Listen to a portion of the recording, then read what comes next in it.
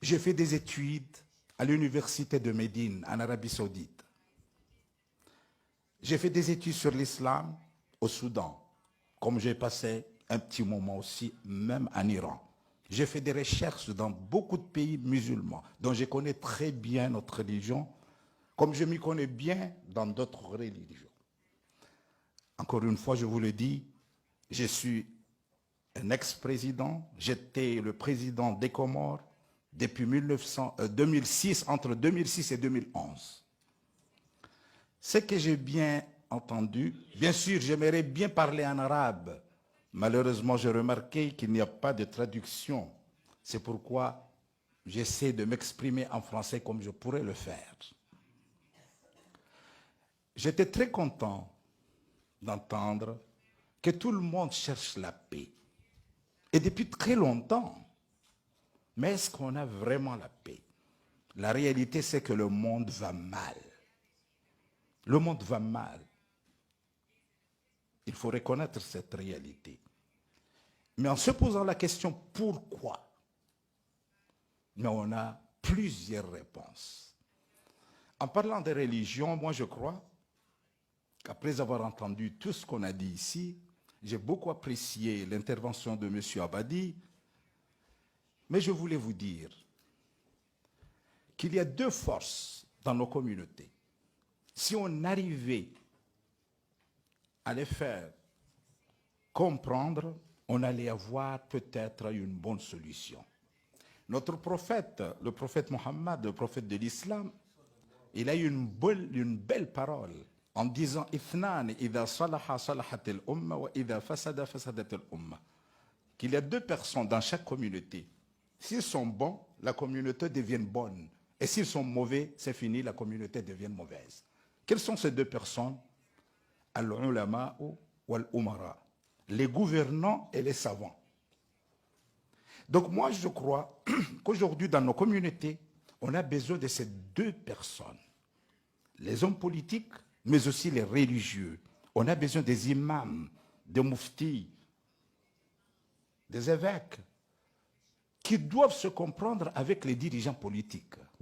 Nous savons tous que tout ce qui se passe dans nos pays, c'est le fruit de la politique menée. Nous savons tous l'importance de la politique.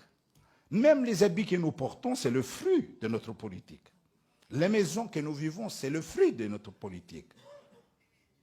Tout ce que nous vivons dans nos pays, c'est le fruit de la politique.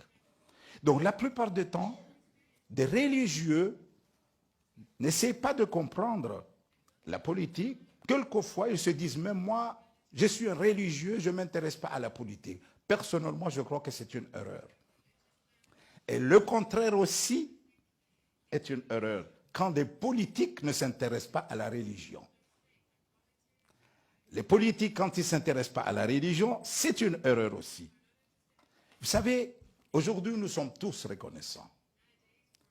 L'influence de la religion dans toutes les communautés est tellement forte. Et pourquoi? Parce que ce sont les religieux qui répondent à trois questions que chaque individu, chaque être humain cherche les réponses.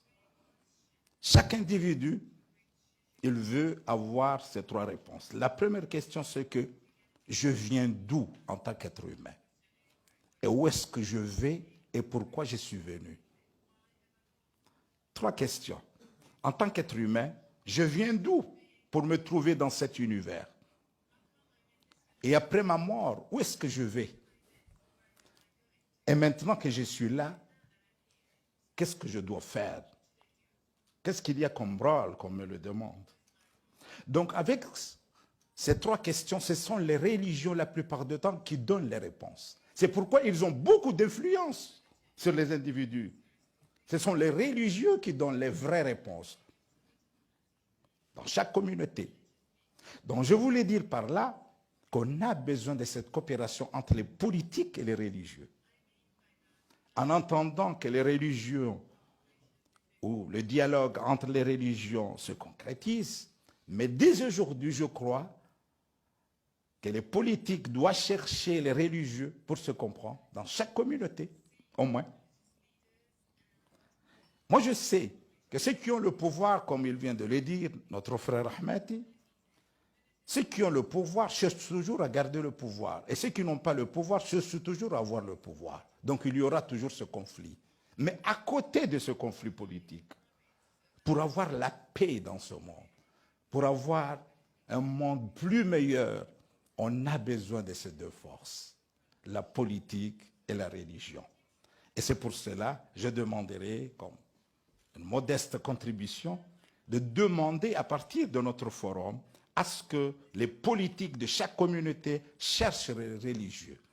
Je peux vous donner un exemple. Aujourd'hui, on parle à partir des médias, quand on parle des intégristes, de ces gens-là, malheureusement, qu'ils donnent une mauvaise image de notre religion, on essaie de donner l'image de l'islam à partir de ces gens-là. Je vais vous rappeler qu'aujourd'hui, dans le monde entier, il y a plus d'1,5 milliard de musulmans. 1,5 milliard de musulmans.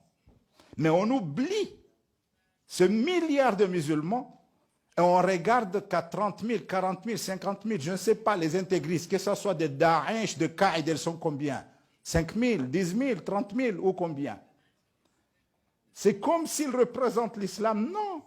On oublie qu'il y a 1 milliard, 400 millions, 450 millions de musulmans pacifiques qui sont tolérants, qui acceptent les autres. C'est pourquoi je dis qu'il faut vraiment ce dialogue, mais il faut reconnaître que nous sommes avant tout des êtres humains. Nous sommes des êtres humains et le monde a besoin de cette paix. Aujourd'hui, le monde va mal et nous sommes tous responsables. Moi, je viens d'un petit État insulaire.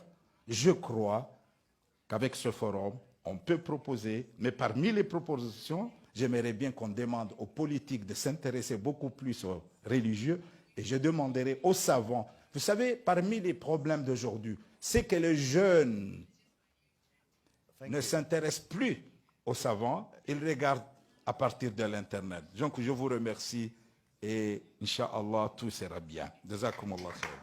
Thank you.